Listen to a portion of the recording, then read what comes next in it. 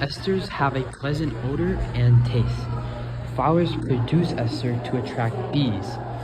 Fruit smells are from esters. Amines are organic bases. To make an amine, it is an alkyl halide plus NH3. To go from alkene to alkane, you use hydrogenation, which is the addition of H2 and a catalyst of pressure. To go from an alkene to an alkyl halide, you use hydrohalogenation, which is an H and then a halogen combined together. And this gives you two products.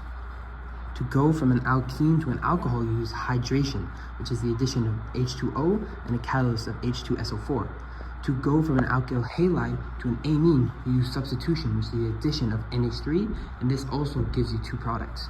To go from a primary alcohol to an aldehyde, you use controlled oxidation, which has a catalyst of KMNO4 and gives you two catalysts, one of them being water. Two products, one of them being water. To go from a second degree alcohol to a ketone, you also use controlled oxidation with a catalyst of KMNO4, and this gives you two products as well, one of them being water. To go from a second degree alcohol to a ketone, you use controlled oxidation once again, except the catalyst this time is KMNO4, and also we have two products again, one of them being water. To go from a second degree alcohol to an S ether, you either add two alcohols to make the ether, or it's the alkylation of an alcohol.